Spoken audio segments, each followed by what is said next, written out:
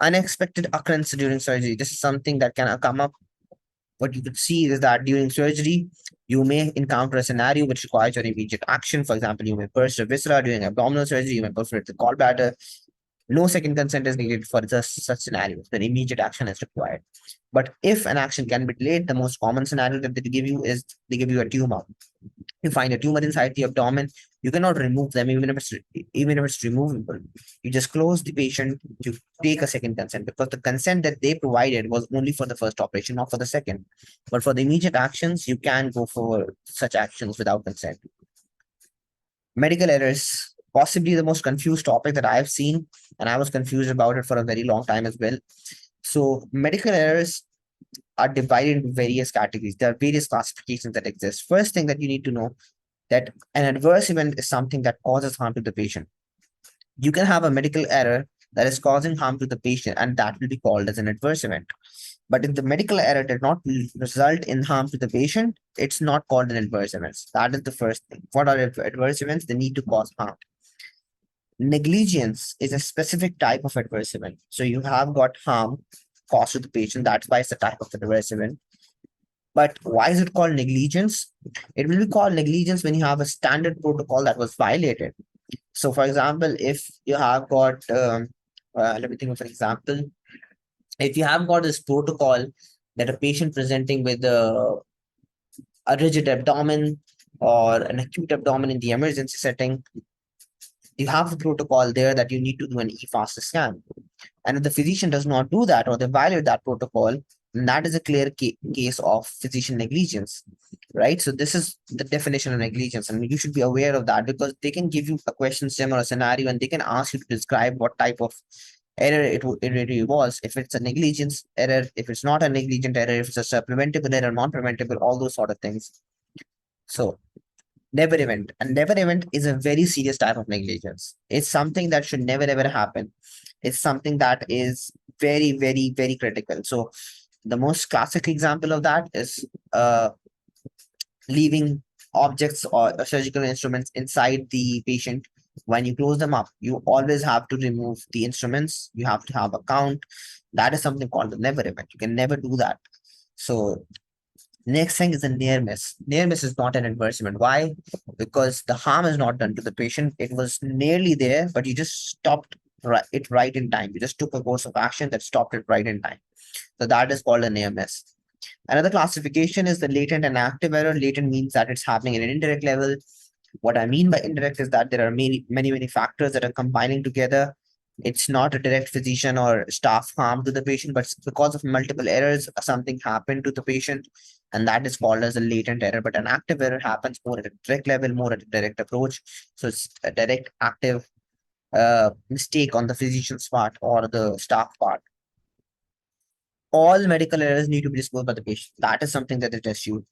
And what you need to know is, whenever there is multiple senior personnel involved in a patient care, everyone needs to be part of that discussion. Everyone needs to be there when the disclosure is happening. So you can have multiple surgeons operating on a patient. You can have multiple physicians, for example, you can have an anesthetist. If all of those personnel are involved in the patient's care during the time that the error happened, they all should be there. They should disclose the error to the patient. And while disclosing, that is something also that they test you around a lot. You need to be apologetic. Obviously, you need to make an apology to the patient with no blame game. Now, with no blame game, what I've written in bracket here is not even self blame. You cannot take all the blame on yourself, try to be a hero, try to say that it's all my fault. That is also wrong answer. There's no need to put the blame on anybody. So whenever you are disclosing an error, don't blame any other physician, don't blame yourself, and do not provide a justification. Do not tell them why it happened. Tell them that it was an error, it could happen in such scenarios, but do not give them a direct justification of why it happened. That just feels bad. That's not ethical. Do not assume a doctor or staff's fault without exploring it. So, for example, a patient, or you get to know of an error that is possibly done on another physician's part or on the staff member's part, first explore it actually try to assume before you try to assume that it was a direct medical error. So, uh, a scenario that I would like to describe to you here as well is that sometimes you can have scenario described to where a patient is coming with a test result that was not disclosed to them, right? And what would happen is that they will tell you that another physician of theirs ordered that test. You do not have to go right straight away and tell them that a test result was not disclosed to you and this is your test result. What you need to do instead, you need to contact that physician. You need to explore their reasons. You need to explore whether it was a medical error, whether they missed it, or whether it was something of a of a bigger reason. Again, what if it was therapeutic privilege that didn't work? So you need to explore such scenarios. And finally, if possible, you need to provide compensation when a medical error happens. So if a patient lost some of their funds during a procedure that had an error and they need to undergo repeat treatment because of that error, you need to compensate them. That is something on the physician's part as well. Finally, when you suspect the physician of a medical error before disclosing to the patient, this is something that I've told you about. Try contacting the patient, try contacting the physician, try contacting them and approaching them in a non-judgmental manner, and know more details. Explore those details, see what it's about. Misconduct, malpractice, and impairment. Three commonly confused terms, and we'll discuss what each of them are. Impairment is the first one. Impairment means that it is a medical issue related with the physician. A physician is medically impaired or psychologically impaired. It is not misconduct. You'll see what misconduct is, but impairment means a form of medical issue or psychological issue that is interfering with the physician performance. And impairment has got this commonly tested concept of physician health program. Physician health program means that there's a health issue with the physician and you're reporting impairment to that program. So whenever you suspect impairment, report it to the PHP. But in an emergency scenario, that is very important to understand. In emergency scenarios, you need to protect the patients, right? You cannot just wait to report to the physician health program and just see for their action, because obviously whatever is causing the physician to have that impaired performance, that can damage the patient. So in emergency scenarios, for example, you're on call, you have a night duty, you see a physician that is impaired, on-call supervisor needs to be informed. So those are two distinct scenarios in impairment. One is for the PHP, which is the physician health program, and the other is for the emergency scenario, where we need to report it to the on-call supervisor. Misconduct is different. Misconduct is a broad group of categories. It is any kind of unethical behavior, any kind of unethical behavior. Whenever the physician is deviating from ethics, right? It could be as simple as taking gifts from the patient that they are not supposed to do, which we'll discuss later in a slide. Misconduct has got these categories, right? So they must be reported to an authority within an institution. The most commonly made authority of that is a peer-reviewed body, but it can be someone of a senior figure, it can be an administrative figure. That is what they need to do. They need you to know. They can give you a case of misconduct and they would want you to know that it needs to be reported to an authority within the institution. But if that fails or the misconduct is gross, reporting could be done to the state medical board. Now, this is something of a gray area. You may be confused when you want to report the misconduct to the authority, when you want to report it to the state medical board. So always think of it. There is no direct answer to this, but always try to think of this as patient harm, right? For example, I gave you this example of misconduct that was in the form of the physician taking gifts from the patient, or it could be physician going off on breaks, long breaks, unscheduled breaks during their duty hours. And you see that that is a form of misconduct, right? It's unethical, but it did not really result in direct harm. It is not gross misconduct. So in that scenario, you can report it to the authority figure. But if the misconduct was gross, if the physician had, let's say, an abusive behavior towards the patient that led to direct harm, they hit the patient, for example, they hit the staff member, they hit another physician, you have to report it to the state medical board. That is gross misconduct. And you have to report it to the state medical board so that they can take a decision. Another scenario is that the physician that you are seeing as doing misconduct, that physician or that particular professional, healthcare professional, is not within your institution. So in that scenario, the peer review body automatically goes out of the question, because your peer review body in the institution that you're working in is looking after the physicians that work in your institution. They're not looking outside. So if it's a physician that is displaying misconduct and they're outside your institution, they must be reported directly to the state medical board. So state medical board is the answer in most scenarios. to be honest, because they will either give you gross misconduct or they will give you a physician who's outside. But in some scenarios, the misconduct was not as severe, it was the physician doing it within your institution, you just report it to the peer review body or an authoritative figure. Malpractice is the third term. All malpractice, it constitutes misconduct, all of it. So that is the first thing to do. But not all misconduct is malpractice. Why? Because for a malpractice to be established, you need to have 4Ds. And 4Ds means that the damage to the patient was done. We just saw how not every case of misconduct leads to damage. The next point of the next D is the direct damage of the patient was due to negligence, which means that the damage was not on the physician's part of a basic medical error, but they were negligent. They were violating standard protocol. That is called malpractice. It could not be just damage because of a medical error that happened unintentionally. Next thing is duty to treat the patient. So the physician has to be obviously in that doctor-patient relationship. They must have the duty to treat the patient while this has to be established. Finally, dereliction of the duty happens or the failure to perform that duty happens. So if these 4Ds are established, that constitutes malpractice. And malpractice needs to be reported to the state medical board. So all these three scenarios, they will often try to confuse you up with them. Just try to dissect the question stem, try to get to the core of what it really is, whether it's an impairment scenario, whether it's a misconduct scenario, whether it's a malpractice scenario, and answer accordingly. What kind of reporting needs to be done, whether PHP needs to be involved, whether peer review body needs to be involved, state medical board needs to be involved, and the options will make sense. Once you establish what it is, then the option will automatically come to you. If you are unable to establish or differentiate between the three, then the problems come. And this is something that they test on step 2 a lot. They never tested this concept on step 1 a lot, at least as far as I remember, but step 2, they do it a lot. Finally, whenever there's a legal concern, legal authorities must be involved. For example, if you see a physician carrying a firearm, you need to report the police as well. It cannot be just reporting to your bodies that we have discussed so far. Legal authorities need to be involved when the legal thing is there. Finally, tricky ethical dilemmas. 2 ethical dilemmas I've added here as well. Sometimes the patient wants to use a supplement or a drug that is not standard first line. What you can tell them that you would want to search on the product and let them know, because currently you do not have the full details on them. You can tell them that they can use brands that are verified by independent third parties. So most of these supplemental drugs, they're not FDA approved, because if they were FDA approved, you would be just very okay with them prescribing it to them.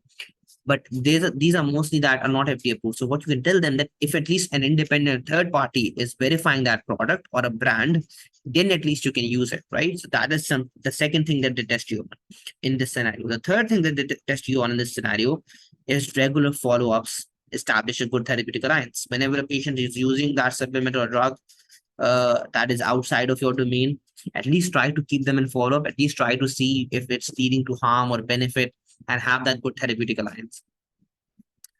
Regular follow-ups is also the answer to your question stem when it asks you about medication non-adherence. When you talk about medication non-adherence, the most common way to address it is regular follow-ups. When you talk about somatic symptom disorder, the most common thing to do, regular follow-ups with the same physician. When you talk about motivational interviewing, when a patient has, for example, a drug abuser or something like that, regular follow-ups is the answer. So just a touch up on that. When a patient wants to withdraw from the clinical trial, I don't know why I include this here, but if a patient wants to withdraw from a clinical trial, they can do that. You need to explore why.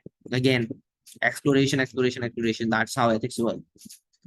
And also assess whether the subject whether they want to be subject to follow-up, because there are 2 types of withdrawal from a clinical trial. One is a partial withdrawal, the other one is a complete withdrawal. If they want to follow up, that will be good for you, because obviously you will have more details pertinent to the trial. But if they do not, that's on them, but you need to assess it. That's something that they ask. Hospice care is a service provided by workers or medical staff for terminal illnesses. It's only terminal illnesses. What I mean by that is that you cannot no longer provide curative treatments. Any treatment that you're providing is a supportive treatment, not a curative treatment. The life expectancy must be less than 6 months. It is a number that you need to memorize. It needs to be less than 6 months. It's a clear-cut indication of hospice care. The third one, palliative care must continue or can continue. Obviously, because that is the whole purpose. You want to soothe the patient. You want to calm the patient. The fourth one is comfort is prioritized over other things, the doctrine of double effect, as we call it, because you may have a measure that is harming their overall condition, but still giving them relief. You will go for that because that is prioritizing comfort. So doctrine of double effect means you have a positive effect of something and you have a negative effect of something, but you're choosing the positive effect. Now, the classic example is that you are giving painkillers to a patient who is already in respiratory depression. You are giving them opioids after opioids, higher dosages because it's relieving their pain. So you can, because you are giving them comfort care, not curative care. Even if it's causing respiratory depression, it's not curative treatment for them. Finally, basic assistance is still provided by families, something that they can confuse you with. At hospice care, the patient does not become truly independent. It's not that you throw a patient in hospice care and they do not require their family anymore. They do require that because most of the care, most of the daily handling of the patient is still done by the family. It's only specific care elements that are provided by the government and something like that. Finally, we have got during hospice care, the patient still holds autonomy, right? So a common situation is the refusal to eat and drink. You can allow it because they have the autonomy for their decision. But what you need to ensure is that the patient has the capacity. Classic thing to know. Obviously, you need to assess for capacity. The next thing is that you need to make sure that the patient understands that there is a discomfort, there is an associated discomfort that comes with it. And finally, the third thing that you need to provide is comfort measures during this scenario as well. Two things: physician-assisted suicide and euthanasia. They are different concepts, but we'll try to treat them as one because for USMLE purposes, they're illegal in most states. You just need to have no for these questions. You cannot just either say yes to a physician-assisted suicide or for euthanasia. But always employ an empathetic approach, try to explore the concern of the patient and all that. But the difference between the two is that the physician-assisted suicide means that you're just assisting them in giving that option of refusing a treatment or that could potentially kill them, or just having a certain toxic level of certain drug for a certain time that could kill them. That is physician-assisted suicide. But euthanasia is that you have a direct administration of a lethal substance by a physician that just kills the patient. That is euthanasia. That is the difference between the two. But I never like to treat the two as different. I just think of them as the same because for answering, none of them is illegal. None of them is legal, sorry. Patient discharge and transfer. What you need to know, medical transfer summary is most important with important medical. Okay, the teach back method. That is something that they ask. Whenever you're discharging a patient, whenever you're transferring to another care provider, the information that you're giving them on discharge, you need to convey that information via the teach back method. Teach back method means you provide the information, then you hear back. So that is the common way. Arranging regular follow-ups over the telephones reduces readmissions. That is a tested concept. And finally, a discharge summary should be sent to the primary care physicians. You can have this discharge summary that you can just send directly to the physician. Transfer between the providers in a hospital setting or patient sign out. There are documented standardized protocols that are most effective. So always when you're transferring care between two providers in a single hospital setting, that is called as the patient handoff or patient sign out. Standardized documented protocols need to be there. So it needs to be proper standardized protocols. That is the most effective. That is something that they ask. And verbal communication along with this documented communication should occur at the same time. This induces what we call as the concept of redundancy. So there are two modes of communication. They're reinforcing with each other. And verbal communication is obviously by the closed loop method. You will encounter that very often as well.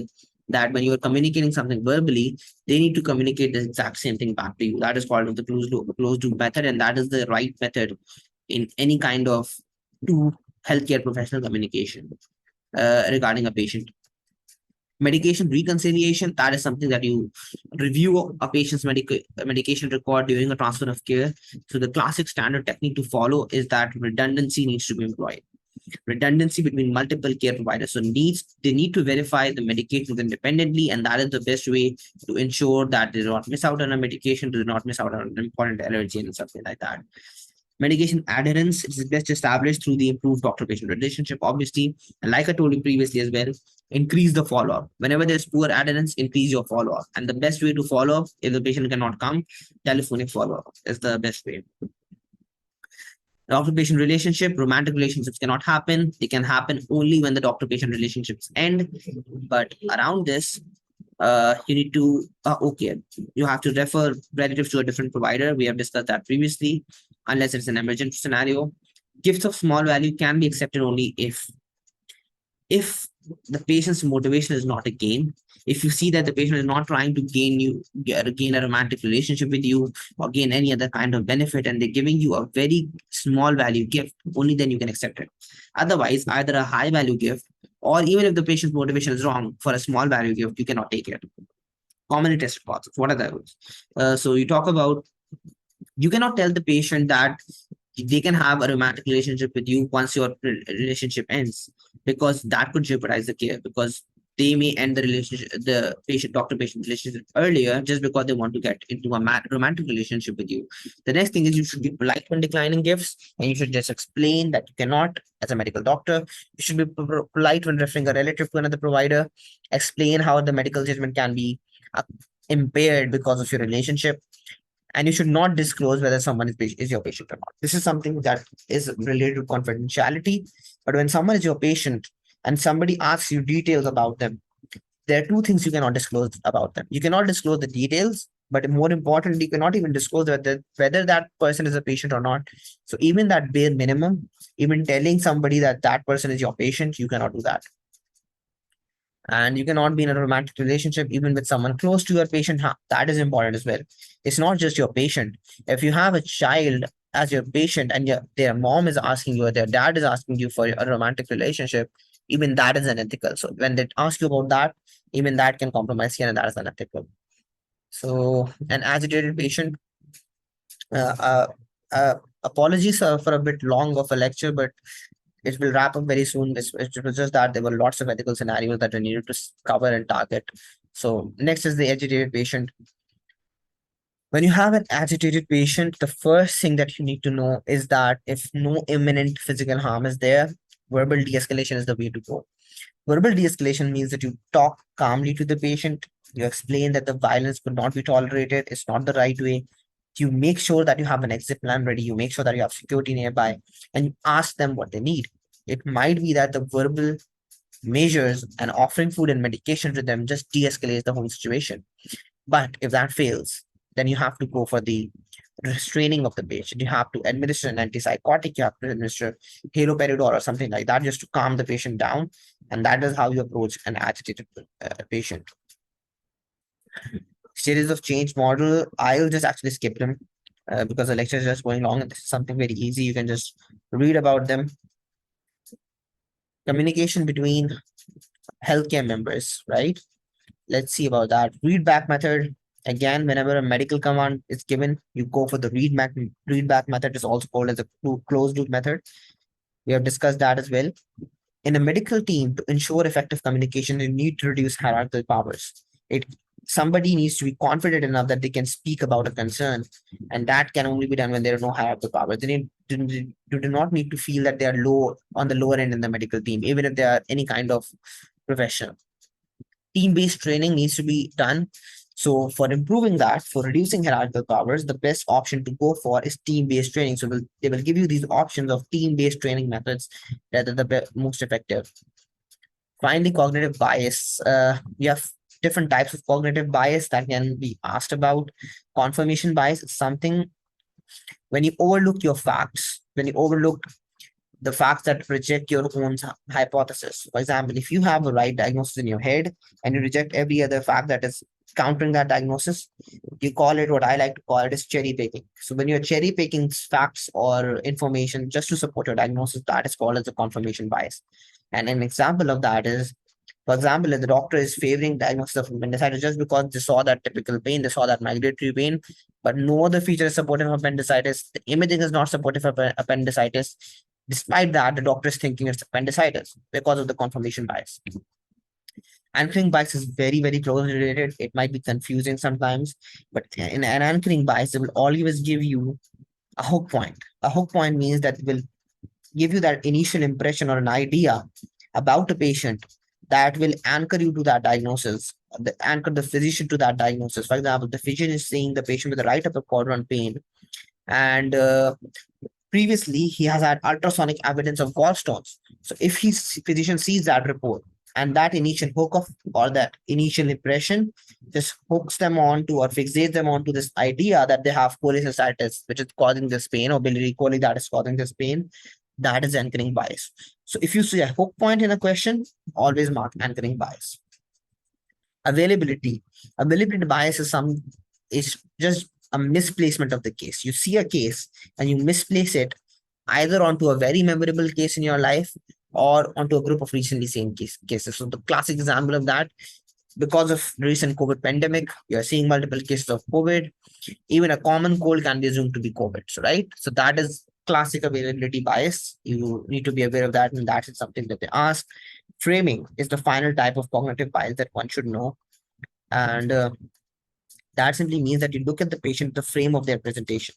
You are looking at them as a whole package. You're not looking at their classic presenting complaints. You're looking at them as a whole package. You're looking at them at with their lifestyle and with their frame. And what you're looking at is governing or misplacing your diagnosis here. That is called as framing bias. And the classic example of that is if a patient, a man or a woman, they come in with you with a history of substance use and they have symptoms that are consistent with panic disorder, the physician could assume that it's stimulant intoxication, but because they have such classic substance use history, so they're framing them as their whole. They're not looking at the classic symptom, they're framing them with their presentation. That is what it is. Controlled substance agreement, I'll also just skim through that. You can just read through that. These you can read through that from a PDF that I will later provide. Gender disorders, something that they test you about. When introducing yourself to a patient, always ask how they want to be addressed. You cannot make assumptions about patient's gender, that is first thing. And you can only bring up gender or sexuality when it's relevant. For example, if a patient is coming to you with common cold, you won't like to ask about what their gender is or what their sexuality is. And understand differences between three common test concepts. One is gender nonconformity. When somebody deviates from the sexual norms, that is called gender nonconformity. But when that deviation causes significant distress, when it becomes a psychological disorder, that is when we call it as a gender dysphoria, right? And the third thing is a transvestic disorder. Transvestic disorder is not all the sexual norms deviation. It is just that a gender is trying clothing of an opposite gender that is commonly assigned to them. And they're trying clothing, but they're not deviating in other sexual norms. That is transvestic disorder. And what you need to do when you face a patient with gender dysphoria for children, for very small children, you can just wait out some time. You can just see out how their course tracks and where they land up. But for older children who are near the puberty, the right option to mark is a multidisciplinary care. You provide them with a multidisciplinary care that specializes in gender dysphoria. Involuntary admission, we have to know that it's a last resort in most cases. For very severe psychiatric cases where you have harm to self and others, it is certain that the harm is going to happen. You just involuntarily admit those patients. For suicidal intent as well. Now, there's two things. There's an ideation of suicide and there is an active plan of suicide. For USMLE purposes, you should know that unless the patient has an active plan for committing suicide, you do not admit them. If they demonstrate to you that they want to commit suicide, but they're not giving you a plan for that, that does not warrant admission. It is very important to understand that. But if they're giving you a plan, a clear-cut plan on how they want the suicide to happen, that warrants admission. Finally, obviously, when you have a temporary loss of capacity and you know that the capacity needs to be regained by the patient, for example, a case of what you would say, fracture, let's say, a case of fracture, you have a temporary loss of capacity. The patient is not demonstrating that he is disoriented or confused, and they are in the hospital. You must hold them in the hospital because you know that they eventually require treatment. So that is another case of involuntary admission. So you just hold them, you reassess the capacity when you can, and you hospitalize them till then. Brain death and organ donation. Organ donation follows laws of ethical hierarchy. So once the patient dies, if they have a predetermined will or organ donation protocol set in place, that will follow. The next thing the family will follow regarding the tears, whatever they are. And the physician has a legal right to discontinue medical therapy after brain death. That is something you should know. That is the legal right.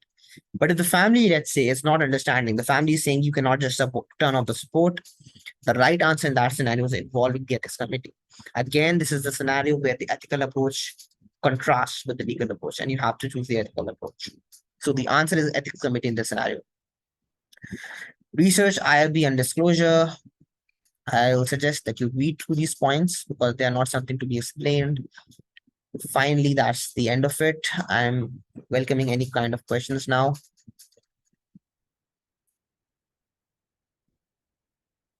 Do we have any kind of questions?